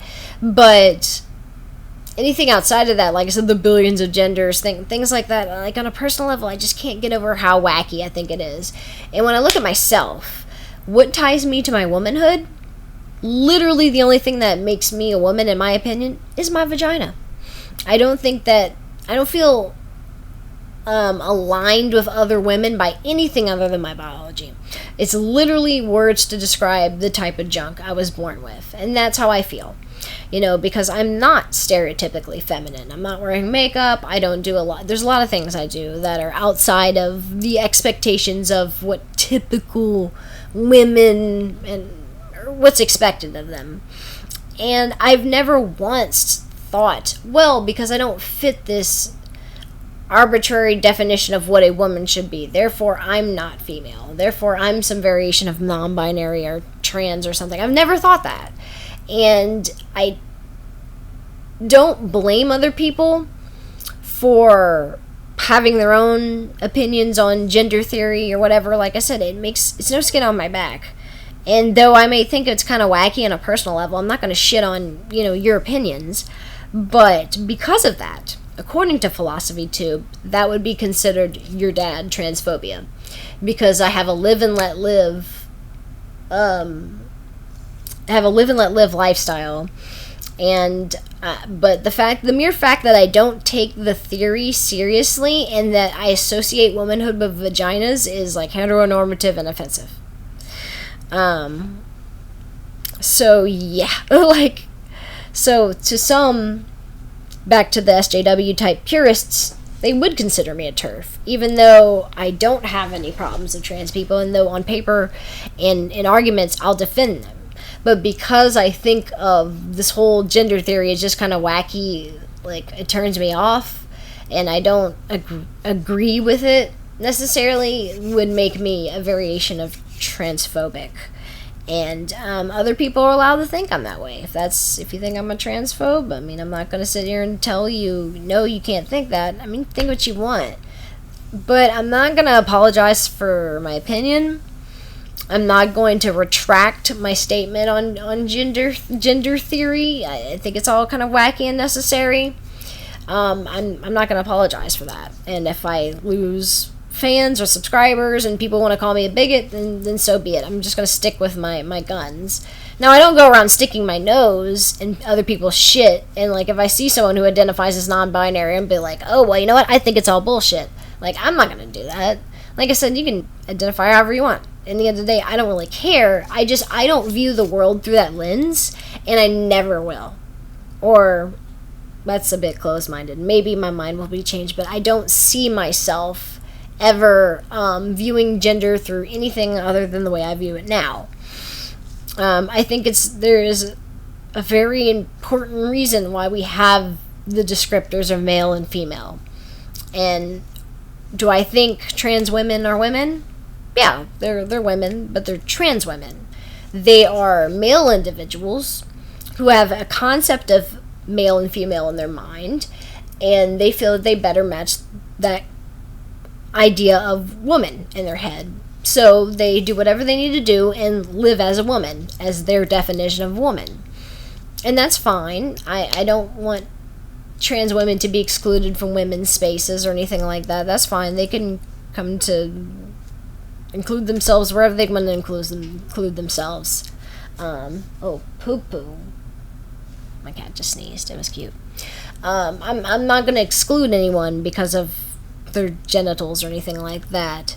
I feel like I've said almost everything I need to say on this topic. Shit. Not going to exclude trans women, like I said, but at the same time, like I said, on a personal level, I just don't feel that we're exactly the same. And if you get into the biology of it, yeah, I'm not a huge expert, and yeah, I understand that not every woman is born with an XX chromosome, but just because there are exceptions to the rule doesn't mean that there's not a rule. I've heard some people make some of the anti-trans people have made the arguments okay, would you say that just because there are some people who are born with 6 fingers or were born with less than 5, you would still say that when talking about the human hand, you would say the human hand has 5 fingers. And just because some people don't have 5 fingers doesn't mean that you can't make the statement that people have 5 fingers. It's the same thing with women. A woman is an adult human female. Are there trans women out there? Yes, there are trans women. They have penises, or they may have got them cut off, whatever. But that doesn't mean that I take an issue with saying a woman is an adult human female. And if other people take an issue with it, that's fine. If I'm going to be invited to debate it, then I'll debate it. I'm not going to insert myself, especially out in the wild. I'm not going to sit here and challenge a trans person just because they exist. But if I'm asked to comment on the situation, I'm just going to say what I have to say. That's not budging. I don't plan on it. Let's see if anyone's going to argue with me here. Oh, Hannibal Machi shows here. This is all new territory. I'm down for the arguments either way to learn. I think the science is key. I gotta go. Hopefully you'll still be on when I get back. We'll see. I don't know when you're getting back. Open discussion is an appropriate stance. Respect people enough to believe they are what they say they are, but when people try to go overboard, then maybe, I don't know. Equality means equality, so there are plenty of crazy trans too. Yeah, I agree. I was reading that comment. Yeah, like I said, I'm not going to dismiss someone, I'm not going to lie, especially when you go to a Twitter wow, true Louisiana, bio, and you see all these, like, typical, very left-wing identities and stuff like that. I'm not going to lie, it kind of leaves me a bad taste in my mouth, and I'm like, okay, I have an idea of how this person is going to be, but I allow them to change my mind. There are definitely some left-leaning people who use all those descriptors to describe themselves that I think are totally legitimate, and are totally cool people, and I would never back, like, the alt-righters are like, oh, degenerate, oh, all these freaking labels, man, like, whatever, freaking degenerate, like, I'm not gonna do that. However, if they prove me right, and they're nothing but, like, a freaking, I guess the word would be, like, prissy and very combative looking, because there are people, anti-SJWs and alt-righters they're occasionally right. There are some people who do just go around with this giant persecution complex and just, well, woe was me, I'm agender, society doesn't take my identity seriously, here's the problem with this, here's the problem with that, here's the problem with this, bow down to me, you don't know my struggles because I'm agender. Like, there are people like that, and I don't like people like that, but, through self-reflection and trying to be a better person, I think I've come a long way. For if I click on someone's profile and they have some, like, weeaboo anime avatar of a chick from some show that I've never heard of, and they have 46 descriptors in their bio, my natural reaction is to be like, oh god, this is probably an SJW, and I'd roll my eyes. I'm trying to at least be more open-minded, where I let them, I see their personalities, and I just try to be neutral, and if they turn out to be that typical SJW, then fine. I want nothing to do with this person, but they may be totally cool. They may be, when I say cool, I don't mean like, oh, well, they just don't speak out against oppression at all, but you know what I mean. Like, they're not a walking stereotype of, like, your typical SJW. They're their own person, and they have their opinions, and they may get upset or whatever, but they don't go totally overboard with the persecution complex. So yeah, let's see here. I think anyone who truly lives up to those Tumblr genders, I won't take seriously. Extra points if it's a pony or anime avatar. Yeah, like I said, there's, like, a lot of people who are just walking cliches. I'm not gonna stop streaming, but I'm going to get some water because you hear my voice. Please don't leave. Please.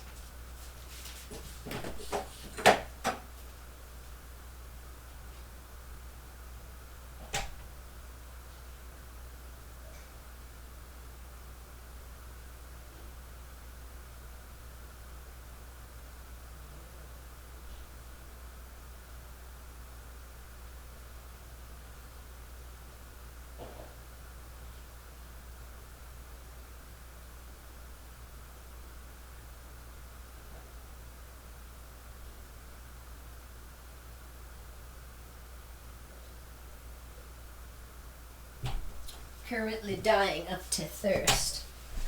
Well, it should be like 4 people watching. Oh no, it actually went up. It actually went up. Oh look, Skeptical Jesus in the house. What's up, dude? Alrighty. So let's see. I'm surprised that I walked away and I came back to actually more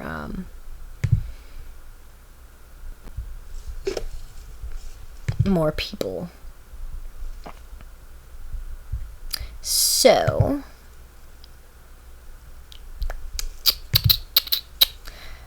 I'm going to pull that off. And what are we going to do? So, what should we talk about now? Gotta give me something. Give me a topic. Come in late. Come on, y'all. We got this. I actually want to go back and disable some of my older videos from when I was less, I don't know if I should just have them as unlisted. I don't want to necessarily private them. Let's see here. I don't want to customize my channel. That's not. Okay, give me something to talk about, guys. I was on a roll, going on and on. Tulsi Gabbard and the Freedom Dividend.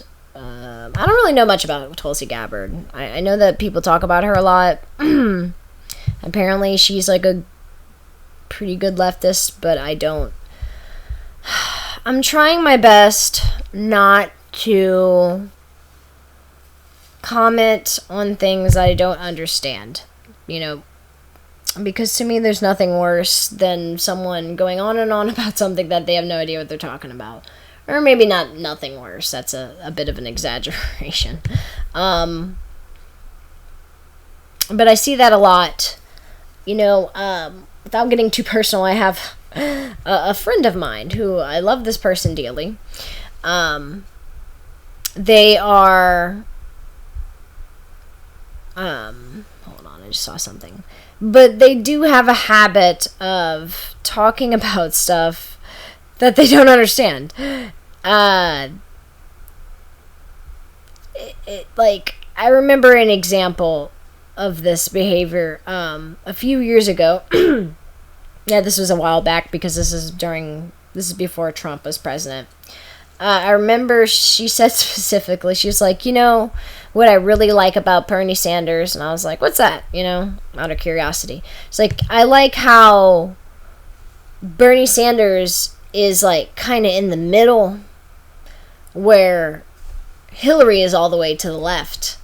And I was like, what? I was like, wait. I was like, okay, Bernie Sanders isn't like a communist or anything, or like a really true leftist. He's a sock dim, but definitely to the left of Hillary. And I was like, what is Hillary to the left of Bernie on? And she kind of went off on this thing, and she just had no idea what she was talking about. It was completely let's see, sorry, I'm doing two things at once here. We're gonna do this. Yeah, it was completely like, yeah, completely off base. I need to do this after, so I'm not talking to you guys.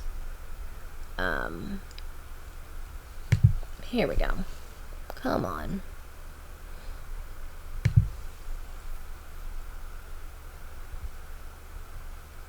You piece of shit. Sorry. Hopefully my stream isn't lagging here. Because my Facebook isn't working. Am I lagging? Anyone, am I lagging?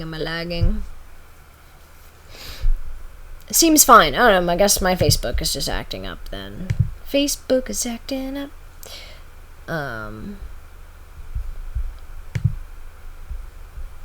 Shall we see here? Boop, boop, boop, boop, boop. Clicking on this, clicking on that.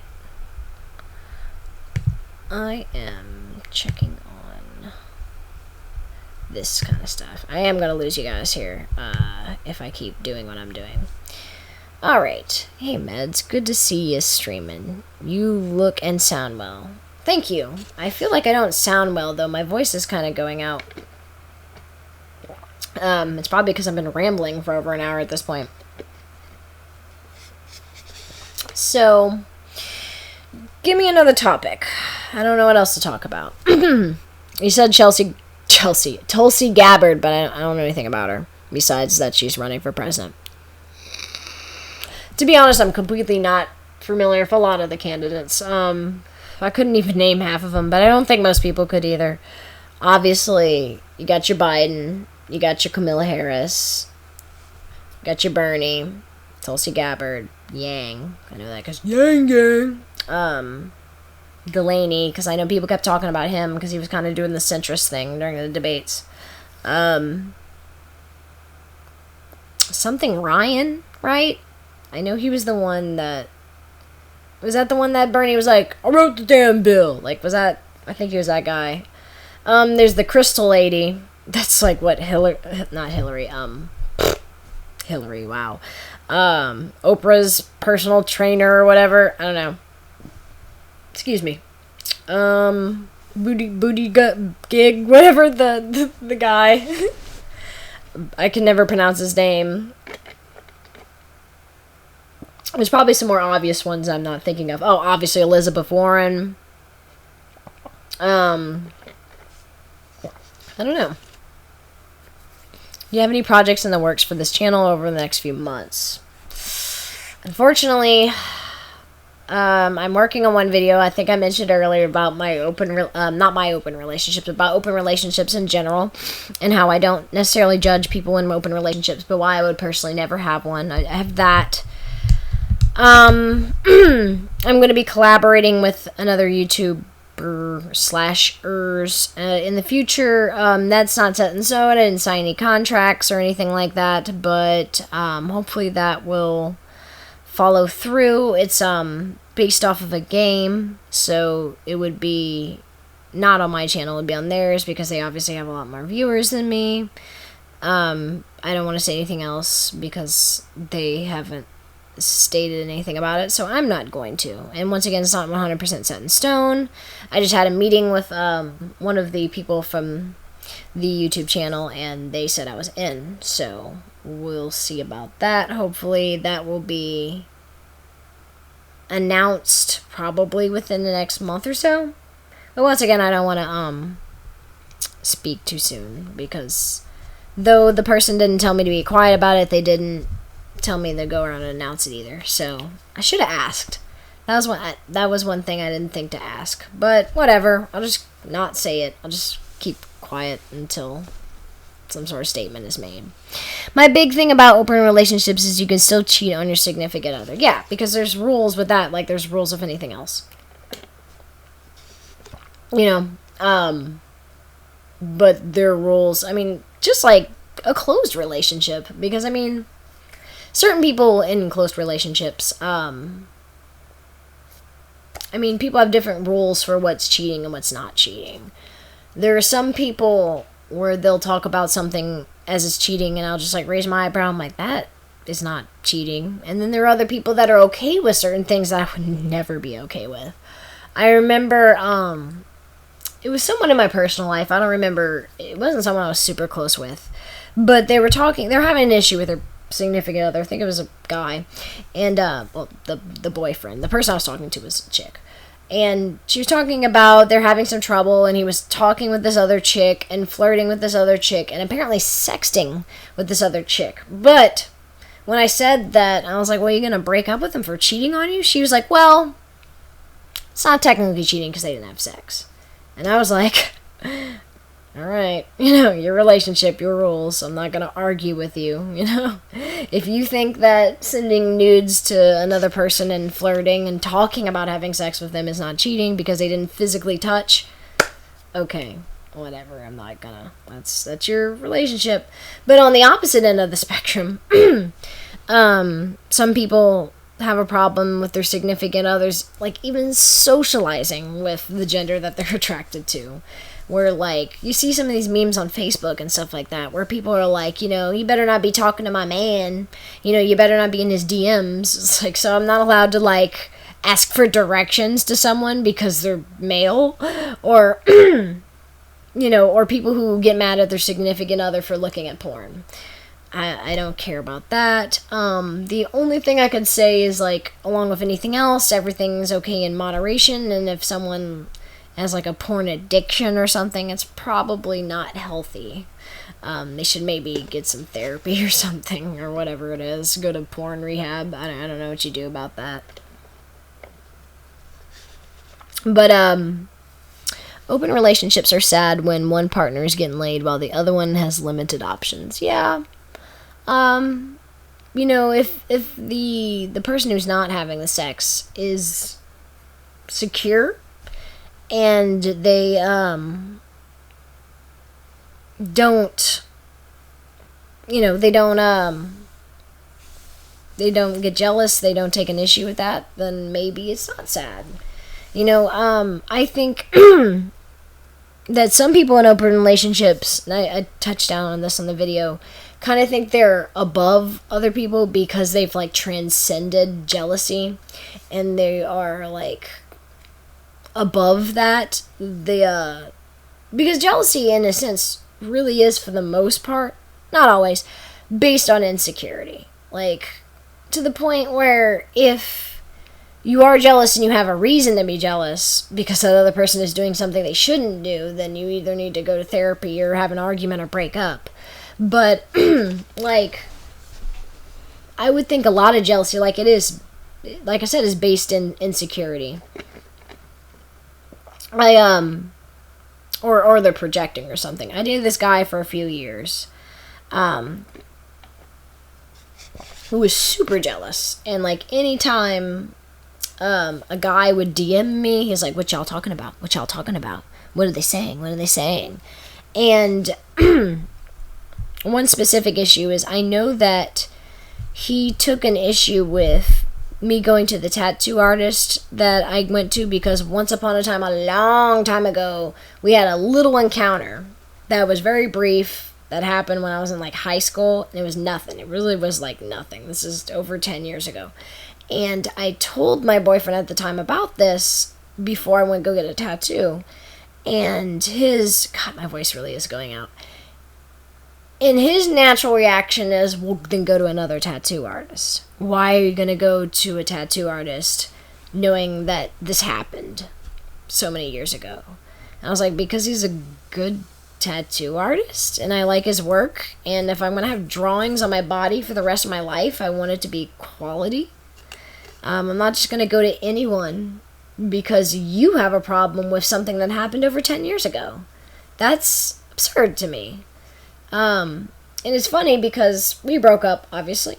And then when I got with my husband, it wasn't really like a test. That wasn't my intention, was to test him.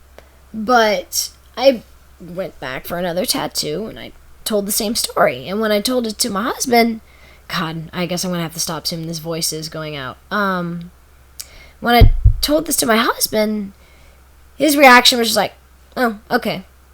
Like, somebody's message was held for review. I just approved it. So that just goes to show you, like, the comparison with the exact same situation, the exact same history, and just two people's view. Because my husband was, he had many issues surrounding his own self-esteem, and we had many issues in our relationship. Jealousy was never a problem.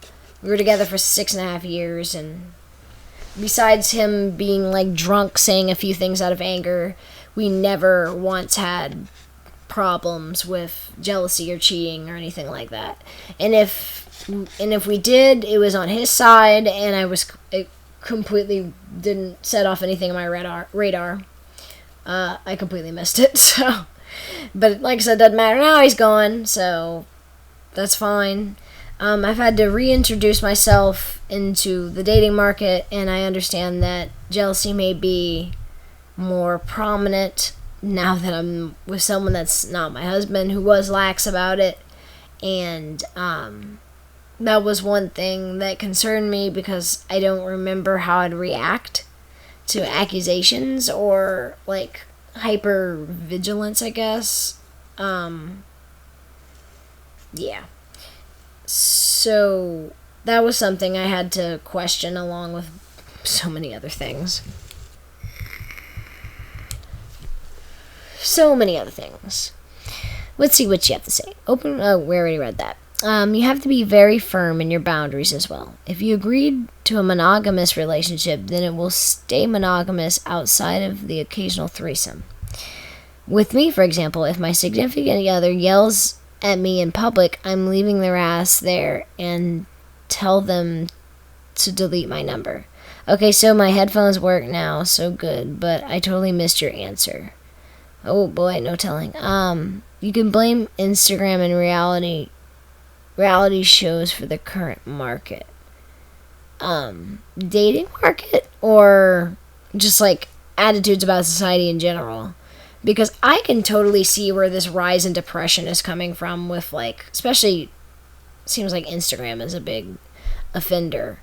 Because it looks like people's lives are so grandiose when they're really probably not.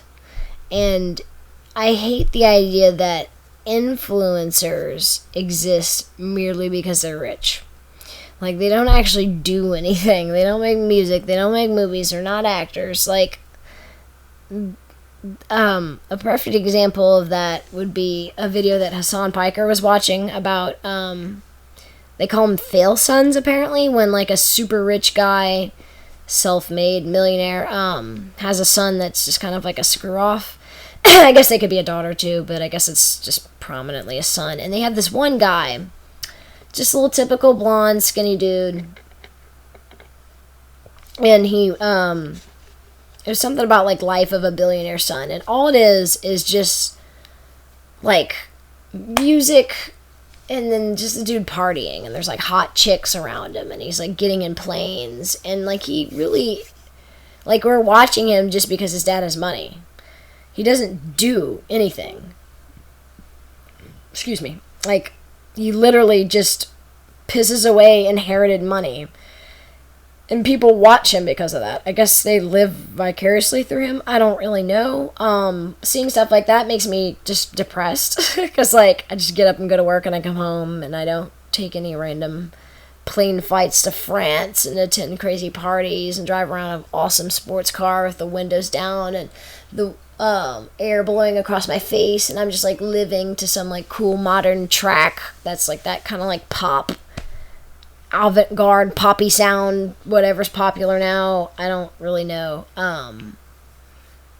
That's not my life at all, and I know that it probably isn't even that cool for those people, even though they do have endless money and endless opportunity to do whatever they want when they feel like it. You know, they don't take a picture of their down days when they're laying on the couch binge watching Netflix. They take pictures of the parties. So when you just see picture of, like, fun, you may feel that your mundane, typical life is boring, and I can see how that would raise depression, and et cetera, et cetera, et cetera. So that totally, and then, of course, like, with the filters, I know, here we go, boomer me, the fact that even now, like, compared to even 10 years ago, oh, doggy's coming in. Come up. You want to be in the video? So I can see, like, alright, a lot of self-image problems are increasing because you don't have to be an expert at Photoshop to have your flaws edited out of an Instagram picture now. Like, they have, like, automatic beautify tool. I think that's the word. Man, my voice really is going out. Let's see here. But yeah, that's not that creative of a rant. People say it all the time. I see what's up, meds. I'm positive, and most of these influencers are also in a good amount of debt, flying to and from Dubai, Ibiza, I don't know, Paris or whatever, and the two Range Rovers they bought on credit. I don't hold anything against kids born to money. I mean, most would just lose their shit once they are old enough to drink and fuck. I wish I could travel for a few months someday. It's just something I see as healthy. Something you see as healthy. I mean, I'll be traveling around the U.S. next year, but I'll be getting lifts and bus. I'm poor, but I'm going to enjoy my life. Hey, you know, more power to you. If I had the ability to do that, I would do the same thing, but I don't. because I have a 9 to 5 and I don't have that disposable of an income. That would be my dream, though. Like, besides the obvious things like the tragedy of losing my husband or being like raped and kidnapped, the biggest, and then like, serious illness, my biggest fear in life is like a mundane routine. Like, I used to tell my husband I hated how he was such a homebody, and he would watch the Travel Channel and all these like shows where people go do things, and I was like, that depresses the crap out of me. Like, your life is laying on the couch and watching TV, and like, I would hate that, to just get up every day at 7 a.m., go to work for 8 to 4:30, come home, lay in front of the TV, rinse, repeat. Like, if all the years start to blend in together and it's just mundane, boring routine, like, oh my god, that's just horrible. It's probably another reason why I don't want to have kids either, because that's going to lock you into that. There's no traveling, even if I had the opportunity. Like, you gotta have that established routine for that kid, and that's something that would be like a weight. Come on up. Come on. You got it. Come on, you're not as good as a cat. You can get on the bed. Come on, Ami. Dog can't even get on the damn bed. Sorry about the fam that sucks. The fam. What about my family? I don't know. It's about, you'll never be able to achieve your dreams in our capitalist society unless you have multiple at birth advantages. Yeah, that's true. I mean, standard criticism of capitalism. Yeah, I totally agree. You want to get on the bed? This dog wants to get on the bed, but she's having trouble. Come on. Come on, Ami. I know you know how to do it. You get on the bed every night. Every night. There we go. You finally did it. Come get in the video. Taylor ain't gonna come get in the video, but you can. Nope. She's just gonna be right out of reach. The hub, unless I misunderstood. Yeah, I'm a widow. My husband died in December. Fun times. 10 out of 10 would recommend. Obviously, not really. Why don't you just kill yourself, the TheMedsPeds? I mean, I could eventually. Who knows? We'll see. We'll see if I feel like it or not. I think if I were to kill myself, I would go throw myself into a tiger cage and let the tigers rip me up. That is my goal. That would hurt, but I also have the toxoplasmosis, so I would enjoy it. It's kind of cute. Whoa, what happened to chat? What the fuck? We got a troll. It's part of the internet. It's the people who get affected by the trolls are, everybody, some people take the bait. I don't take the bait. I would be beautiful as a corpse. I mean, if they embalm me right. It depends on who you go to. There other shit more fun than that. Other fun than what? We'll see. But yeah, who knows? I might make a good looking corpse. My husband made a pretty decent looking corpse. They went a little bit heavy on the foundation, I find, and he kind of looked like a porcelain doll, but decent.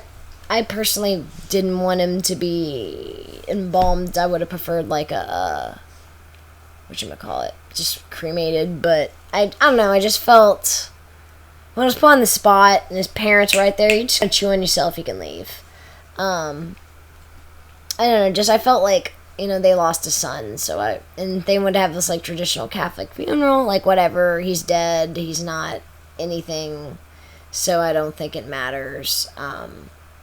That was more for them than anything else. And they say that's the hardest death to deal with, is to bury your own child, because that's not how the natural order is supposed to be. Your children are supposed to bury you. I'm getting a bath right here. Let's see here. I haven't killed myself yet. Is it because it takes too much effort? Possibly. I mean, standard, nobody kill yourselves. Don't do that. if you're sad, call the suicide hotline. See, there I did my typical spew. Suicide is bad. Unless you have a terminal illness, then I don't see an issue with it, you know? Like, especially if it's, like I said, incurable illness that there's a lot of suffering result. I wouldn't blame anyone from killing themselves to put themselves out of their misery in a situation like that. My grandma said that. She buried 2 of her kids. Yeah, that's, like I said, I don't have kids, but I hear that is the toughest death to deal with, even more than a spouse. Because, I mean, when you get married, to death do us part, they figure one person's going to outlive the other. But when you have a kid, or kids, you never think, like, oh, I might have to bury this kid when they're 26, or 32, or 4, you know, something ridiculous like that. Oh, puppy dog's kissing me. My brother killed himself. I'm sorry to hear that. I'm sad. I'm not going to ask you to elaborate, but if you want to, you can. Like I said, I mean, death is difficult, but we all have to go through it at some point. I managed to go 28 years without losing someone super close to me. Like, obviously, I knew people who died, and God, how do I sound this about something like a dick? When really old people die, I mean, of course you miss them, but everyone dies. So, you know, if you make it past 75, besides missing that person, unless it's like a super gruesome death, like, I just don't really see it as super tragic. So when I see people who are like super torn up over like losing their grandparents, you know, I mean, everyone's entitled to grieve and feel how they want to feel. And I understand you probably had a super tight bond with that person. Ami, stop it. And I'm not saying that you shouldn't feel sad, but I think losing a grandparent at 80 and like me losing my husband at 29, like, that's apples and oranges. Like, just I can't even begin to tell you how much different I felt when my husband died versus when my grandma died. You know, I'm not gonna say wasn't sad, I didn't miss my grandma, but, you know, you expect that kind of thing until we have some sort of consciousness that transcends, you know, they have like brain scans or whatever where we can be immortal, which I'm pretty sure we don't have. If they do, the government's hiding it from us. Ami! This dog just came in here to chew on herself and aggravate me. But yeah, like, I might get scolded for that one to say, it's no big deal that your grandma died, but that's not what I'm trying to say. I'm just trying to say that it's a totally different feeling of pain when to lose someone unexpected at a relatively young age versus older people just passing away due to, you know, just natural causes. Stop it! You're just gonna hear me fuss at the dog the whole time. When my grandma died last year, we weren't shocked. She was 84 and had gone through cancer treatments. Wasn't so hard, but it sucked. Yeah, like I said, you're going to miss the person. That's completely understandable, and I'm not going to shit on that. But, like I said, we're all going to die eventually, and if you live a full life, besides missing that person, I mean, I don't see the tragedy in that. You'll hear this dog make a noise. You want to see her? Let me know if you want to see the dog. I'll flip the camera. The cat's in the background too. We can make backup files of us by 2045. Altered carbon style. Yeah, I've heard about brain scans and all sorts of stuff. That would be interesting, but I don't think it would truly be that person, though. It would be more like a copy of them. Because as far as I'm aware, I don't know if we'd ever be able to transfer consciousness. Who knows, though? I'm not a freaking scientist. Singularity at 2029. Woo. What do you mean by that? What is singularity? I don't even know. Can someone explain it to me? I've yet to have that big loss. I'm not close to my family and don't like getting too close to people. I don't blame you. I get close to people, but I can see why certain people put up like a defensive wall because just whether it be due to drama, due to just growing distant, or due to death. Like, it hurts to lose people, and if you let your guard down and you let someone in, whether it be a friend, a family member, or a romantic or sexual partner, if you let your guard down and you become accustomed to this person being in your life, bless you, it hurts to lose them. Like, like I said, whether it just be one of those three ways. I would say the slowly fading apart would probably be the least painful, because it's like, slowly walking into the water as opposed to jumping in all at once. What? Oh, I mean, you're so aggravating. But yeah, completely different. I'm gonna read a few more and then I'm gonna wrap this up because I've been streaming for over 2 hours and my voice is like dead. And as you see, my eyes are very heavy. I'm getting very tired. I've been up since 7 and it is almost 1 a.m. Central Time. So let's get some final comments in here. I'm gonna read these and then I might have one more topic of discussion and then we're gonna wrap her up.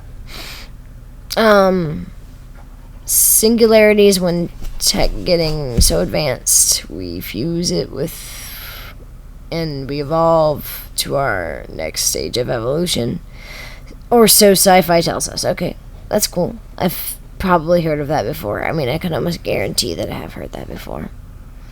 It's not gonna happen for a while, if ever. The singularity, that is. Okay. I was horrified when my grandfather died. The only thing I had to find myself in, all honesty. Well, I'm sorry you were horrified. That is sad. I don't quite understand your last sentence, though. You go slumber like lumber meds. Please save your voice. Now I'll be back tomorrow. I just gotta go to sleep. It's almost 2 here. Glad you did this stream. I'm about to go to sleep, but this was great. Thank you. Yeah, I want to do this more often. At some point, I want to do at least once a week. But it really just depends on you guys, because, I mean, I don't have content planned. And I don't really see myself ever being like the Voshes and all those sorts of people who just kind of watch YouTube videos and react. Like a one-person drunken peasants. I'd rather just kind of ramble like this, but I need you guys to throw me a bone in order to go off on my little speeches. I just went vegan recently. I'm at work, so gave me something to listen to, so thanks. You're welcome. If I had the willpower and the money, mostly the willpower, because I know that it's okay. You're able to be vegan if you just eat rice all the time. But I lack the willpower to be a vegan. Besides, like, the typical line of there's no ethical consumption under capitalism, and, like, my two criticisms of veganism is, the first one is I feel that a lot of people are vegan if they're doing it for ethical reasons, is just to be ethical. I know that sounds kind of weird, but a lot of people feeling like, oh, well, I don't contribute to this industry, I'm better than the masses, and I kind of don't like that like holier than thou attitude. And I'm trying to think. I guess my only other criticism would be that, like, stop it. Shit, I can't even think of it. We're just gonna go with one criticism then. What's wrong with not killing animals? No, I don't think there's anything wrong with that. I agree with veganism, like, in the form of an argument. Like, I think especially, the way, like, large factory farms treat animals. Like, I think it's bad. Like I said, if I had the willpower to not consume animal products, I would do it. And I try to avoid meat when I can. If there's a vegetarian option, I'll do it. I've bought, like, vegan mayonnaise before, and a lot of, like, fake meat. Like, I get these little chicken tenders. They're not really chicken, but that's what they call them. from Target. Like, I try to do little things, and what was I gonna say? Not super sure, to be honest. But yeah, I agree with the arguments of veganism, but it's just very hard for me to keep up with. I don't say keep up with. I don't know if that's the right word. It's hard for me to have a vegan diet. And I know some people will be like, "Oh, you're just not trying hard enough." Like, I'm admitting it. It's a fault. It's totally impulse eating. Like, if I go somewhere and like if I go to like a family member's house and they're cooking gumbo, like I'm gonna have some gumbo. But like I said, I try to do little things to avoid meat where I can. I try not to virtue signal about it too much. I'm not, if I'm talking to someone and they start talking bad about veganism, I'll attempt to say I'm not a vegan, but I don't see where they're wrong. Like I said, the way animals are treated by factory farms and even the free range ones to a certain extent is ridiculous. And sip this water. And it's hard for me to defend it. At one point in time, I tried. And when I do that, like, there's no ethical eating under capitalism. And, like, even if I don't buy that carton of eggs, those eggs were already, like, the damage is already done. And my little self isn't going to make a huge impact on society. Like, I had all those arguments, but, like, I doubt someone is specifically going to kill a cow because of a burger I ate. They have to replace that specific burger. I mean, I don't know how that works, but, yeah, like, I don't have any solid arguments to be against veganism. Maybe there's some health benefits of avoiding all meat animal products, but I'm not a nutritionist. That's something I completely understand. So, I'll be a vegan when they fake meat taste as good and I'd as good for you as the real meat. I get what you're trying to say. Yeah, lab-grown meat sounds pretty cool. If that was a realistic option, I would probably, where it was readily available, I would definitely do that over actual meat, especially if it tasted just like it. So that's cool. That's a possible solution. And I'll try to drink like almond milk or soy milk or something like that, so I could be a good soy boy one day. But like I said, I'm not perfect. I'm far from it. If anything, I would say that I try to follow a plant-based diet, but I would never use the word vegetarian. I would never use the word vegan. So with that being said, let's read a few more. I hear some arguments that say that the vegan diet is more damaging to the environment than farming. Somebody says, poop balls, thank you for your insight. I've heard that too. And I know, like, with, in order to, like, harvest crops and stuff, like, little mole houses and all that kind of stuff are, destroyed. But I have to go pee. So I'm going to end this. So everyone have a great night. Thank you.